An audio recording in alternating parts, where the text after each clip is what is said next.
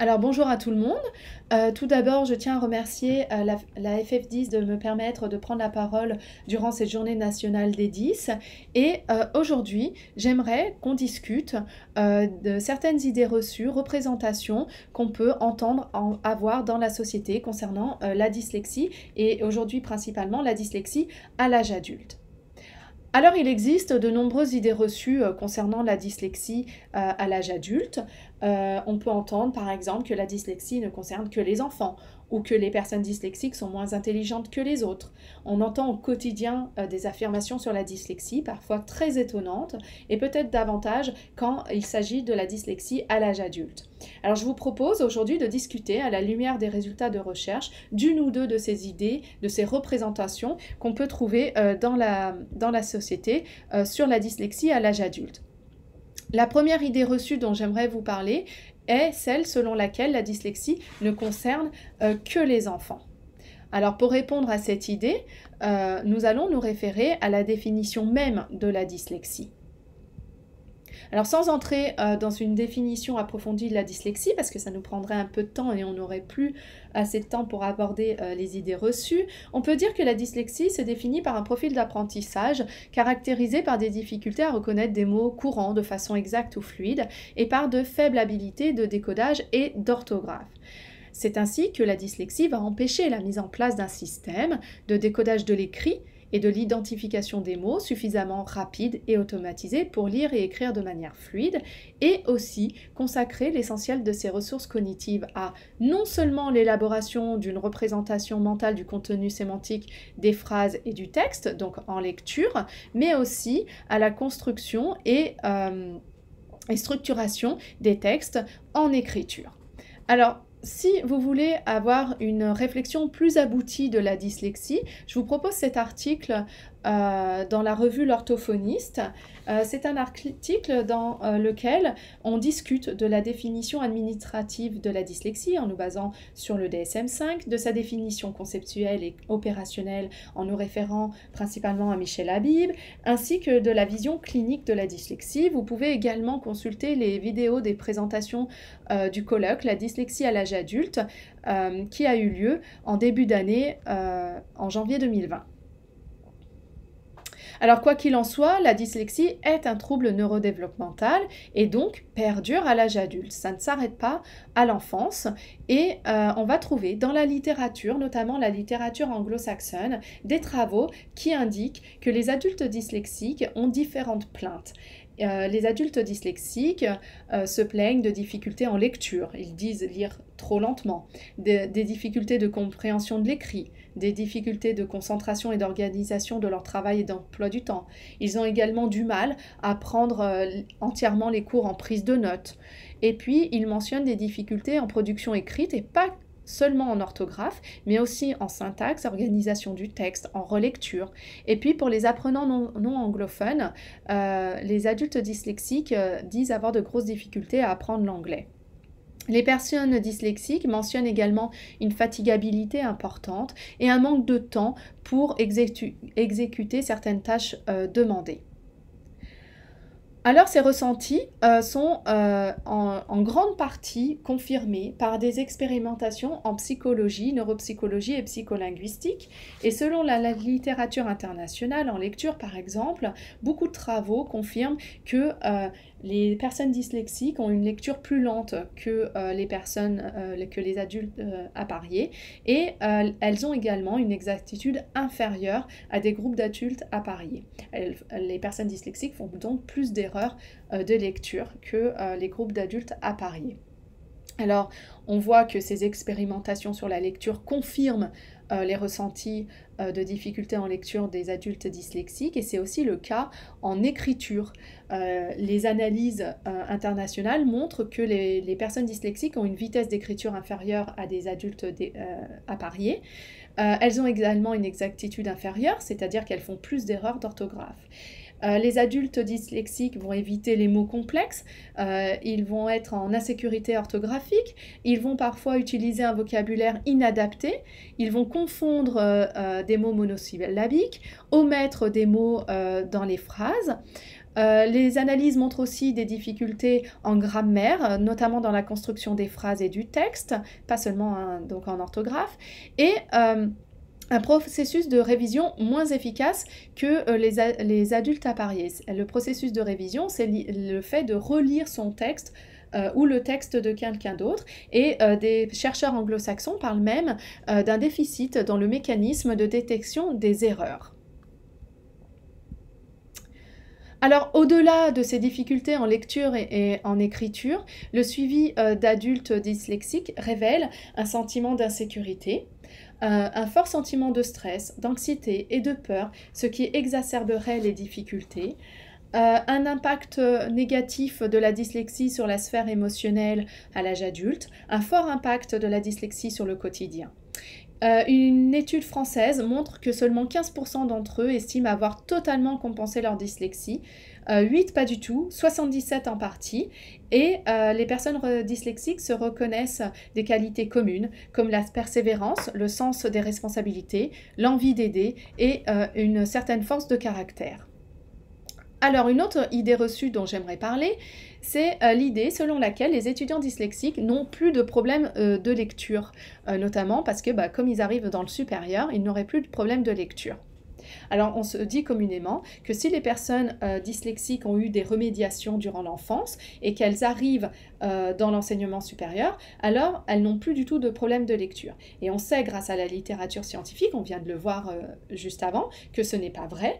Et j'aimerais vous présenter maintenant des travaux lyonnais sur des étudiants dyslexiques de l'enseignement supérieur. Alors, j'aimerais vous présenter ce premier résultat qui est donc issu d'un bilan orthophonique et neuropsychologique. Et donc, ce premier test, c'était la lecture de mots isolés. Et les étudiants dyslexiques vont lire beaucoup moins vite que les étudiants non dyslexiques et faire plus d'erreurs de lecture. Alors, vous avez un extrait de l'article avec les graphiques qui sont donc à droite de l'écran, et vous voyez que les étudiants dyslexiques en gris foncé mettent beaucoup plus de temps que les étudiants contrôle à lire et font plus d'erreurs également. Alors la configuration des résultats peut laisser penser que le temps en lecture peut être une clé, parce que vous voyez qu'ils mettent beaucoup plus de temps qu'ils ne font d'erreurs en lecture. Donc on peut se dire que finalement, si on leur laisse un peu de temps pour lire, ils vont faire moins d'erreurs. Alors un deuxième résultat dont j'aimerais vous parler, c'est la lecture de texte, issue également du bilan orthophonique et neuropsychologique, et les analyses révèlent que les étudiants dyslexiques vont lire moins vite que les étudiants contrôle appariés et réalisent plus d'erreurs également que les étudiants contrôle appariés. Alors, comme vous le voyez, ceci est d'autant plus vrai dans des textes sans signification. Donc, vous voyez sur les petits graphiques extraits de l'article également que pour le texte de l'Alouette, ils vont mettre plus de temps et faire plus d'erreurs que dans le texte du vol du PC, où là, ils peuvent s'appuyer sur le contexte, sur le sens, pour faciliter leur lecture. Alors, maintenant qu'on a parlé de la lecture, j'aimerais discuter d'une autre idée reçue, l'idée selon laquelle les étudiants dyslexiques n'ont que des problèmes de lecture. Alors c'est sûr, quand on parle de dyslexie, on pense évidemment à la lecture, et on vient de voir avec la littérature internationale et les résultats français que les étudiants dyslexiques peuvent encore avoir des difficultés en lecture. Mais finalement, les personnes dyslexiques n'ont pas forcément que des problèmes en lecture, et elles ont souvent une dysorthographie associée et présentent alors des difficultés également en écriture. Alors, j'aimerais vous présenter également des résultats d'analyse issus d'études lyonnaises. Et là encore, il s'agit d'extraits d'un bilan orthophonique et neuropsychologique, et les résultats montrent que les étudiants dyslexiques ont une vitesse d'écriture en mots isolés plus lente que les étudiants contrôle appariés, et ils font également plus d'erreurs. Alors comme vous pouvez le voir sur les petits graphiques à droite de l'écran. Alors, les résultats laissent quand même à penser qu'ils ont une écriture phonologiquement plausible, avec une maîtrise relativement bonne des règles phonème-graphème. Parce que comme vous le voyez sur le graphique de l'exactitude en dictée de mots, eh bien, ce qui pose le plus de problèmes, ce sont les mots irréguliers. Alors, on peut aussi regarder les écrits des étudiants dyslexiques. Donc, on les a fait écrire dans un contexte qu'on dit écologique, c'est-à-dire qu'ils produisent un texte dans des conditions quasi similaires à leurs conditions de production textuelle à l'université. Et on a fait des analyses psycholinguistiques donc sur ces textes et on a pu observer que les étudiants dyslexiques font en moyenne 5 fois plus d'erreurs d'orthographe dans leurs textes que les étudiants contrôle, comme vous pouvez le voir sur les extraits de résultats de l'article concernant les difficultés orthographiques des étudiants dyslexiques. Je vous ai également mis un extrait de production. La relation entre les individus est complexe. Chaque personne a, avec accent, son propre caractère qui diffère et qui s'entend plus ou moins avec ses semblables ou ses dissemblables. Les groupes sociaux se forment donc suivant les intérêts communs. Donc vous voyez que dans un tout petit extrait, on a plusieurs erreurs et plusieurs types d'erreurs, à la fois dites sémiographiques et phonographiques. Alors, au-delà de ces analyses quantitatives, on est allé voir, on a fait une analyse qualitative des erreurs et on a pu observer que certaines erreurs que faisaient les étudiants dyslexiques n'étaient jamais réalisées par les étudiants contrôle. Alors, par exemple, il s'agit de l'utilisation du pluriel des noms pour des verbes. Les personnes proviennent ES. Ou alors, mettre un verbe au pluriel avec un sujet singulier. Cette discordance ne peuvent être tolérées. L'utilisation du S du pluriel pour des mots qui marquent le pluriel avec un X, comme par exemple des pinceaux S. Les étudiants dyslexiques oublient énormément aussi le S du pluriel, ce qui est vraiment très rare finalement chez les étudiants contrôle. Et puis, ils vont faire des erreurs de morphologie verbale très très surprenantes pour des étudiants du supérieur, comme tu comprends sans S, je vu. J'ai préféré EZ. Et puis, ils vont avoir des difficultés à gérer les homophones, donc A sans accent, A avec accent, son, SON, son, SONT. Et ça, ce sont vraiment des erreurs qu'on ne trouve jamais dans les productions textuelles des étudiants contrôle. Donc là, on vient de parler des difficultés en orthographe.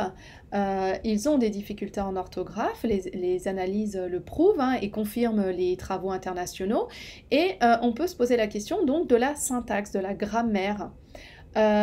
Donc on est encore allé voir les productions textuelles écologiques et on a vu, les analyses ont montré que les étudiants dyslexiques ont le même répertoire syntaxique que les étudiants contrôle à parier et ils vont utiliser un même taux de structure complexe par exemple, tout comme les étudiants contrôle. On peut donc les rassurer sur ce point. Mais en allant un peu plus loin dans ces analyses, on va noter que finalement les étudiants dyslexiques vont utiliser des structures complexes au détriment de l'exactitude et ils vont faire quand même plus d'erreurs que les étudiants contrôle dans les structures syntaxiques complexes.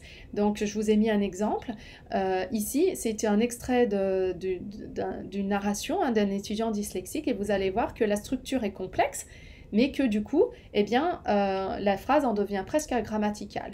En effet, le conflit peut prendre la forme d'une querelle ouverte, actée verbalement, agit physiquement ou à l'inverse être insidieuse, et que la querelle soit tue bien qu'existante.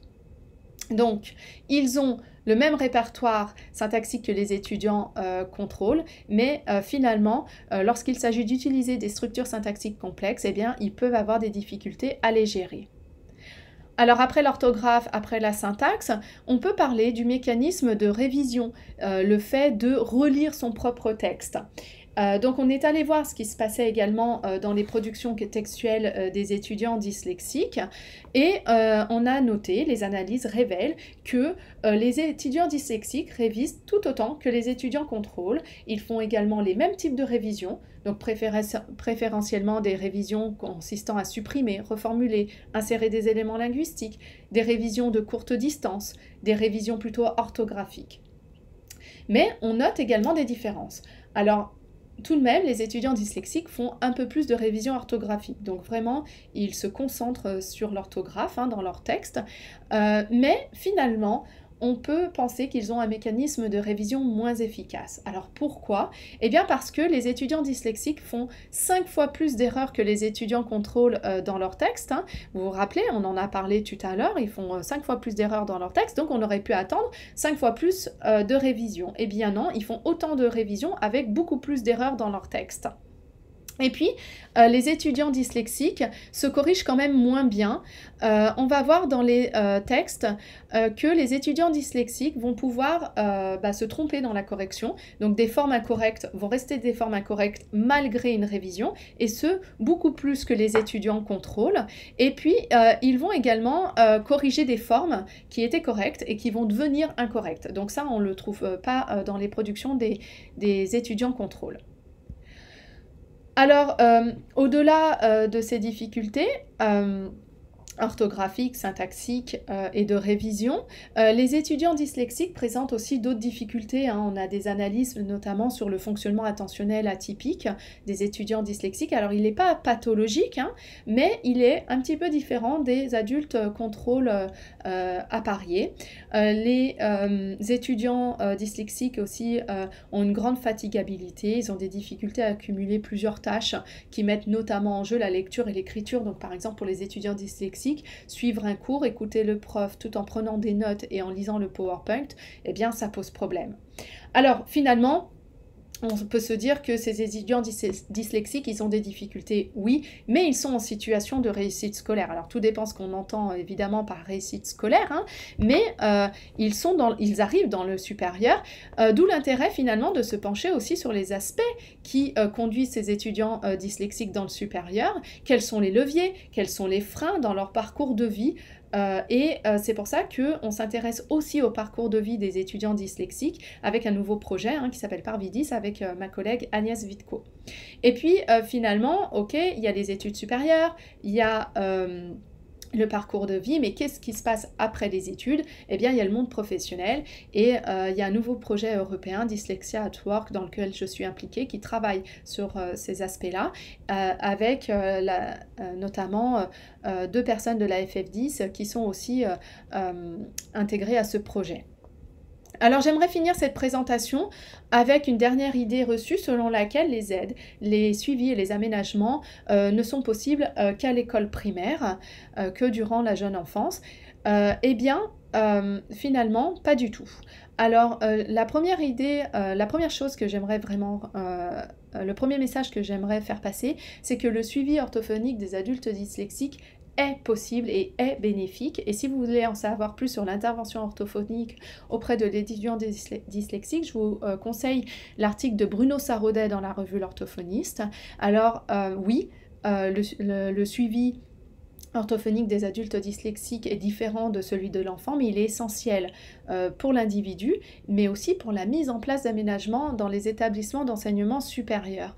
Et il existe des aménagements dans les établissements d'enseignement supérieur, même si on peut toujours les améliorer, même si c'est parfois très difficile d'en bénéficier. Mais il existe certaines choses comme le temps supplémentaire pour les examens, la mise en place de secrétaires, l'équipement informatique, ainsi de suite. Et puis les établissements du supérieur s'investissent de plus en plus dans les dispositifs de sensibilisation et de formation. Et on a quelques exemples à Lyon, par exemple à l'Université catholique de Lyon, la mise en place d'un module qui s'appelle Mieux se connaître en tant qu'étudiant dyslexique. Et puis il y a aussi le développement de dispositifs pour les enseignants, avec par exemple une plaquette de santé publique, ou encore le MOOC étudiant dyslexique dans mon amphi, comprendre et aider. Alors j'aimerais dire 2-3 mots sur ce MOOC. Donc c'est un MOOC qui est destiné aux enseignements du supérieur, mais finalement on a aussi des personnes qui enseignent dans le secondaire et dans le primaire qui le suivent. On a aussi des étudiants, enfin voilà, plusieurs types de personnes suivent ce MOOC. Donc c'est un MOOC du LABEX Aslan et de l'École normale supérieure de Lyon, qui est diffusé sur la plateforme FunMOOC. Et en 3 éditions, on a eu 18 000 inscrits, dont 6 689 cette année, en 2020, avant le confinement. Et ce sont des chiffres constants depuis 3 ans. Ce qui est intéressant, c'est que cette année, on a eu 2 demandes, et que ce MOOC est devenu un outil de formation dans le supérieur. Alors, il y a une université de Tours, qui l'a intégré, à un de ses parcours universitaires, et puis il y a une autre université parisienne qui l'a intégré à son plan de formation, du personnel. Alors voilà, cette année on le reconduit, hein, il y a une édition 4, donc les inscriptions vont ouvrir mi-octobre et la diffusion du MOOC aura lieu en janvier 2021. Alors avec le Covid, il nous a été compliqué d'ajouter de nouveaux contenus, mais c'est prévu pour l'édition de 2022 avec la création notamment de contenus sur sur les séquences pédagogiques dans le supérieur. Donc voilà, je vais finir en remerciant tous les acteurs de ces projets sur la dyslexie à l'âge adulte, enfin en tout cas dans l'enseignement supérieur depuis 2012. Et puis je reste à votre disposition si vous avez des questions auxquelles je me ferai un plaisir de répondre. Merci, au revoir, bonne journée.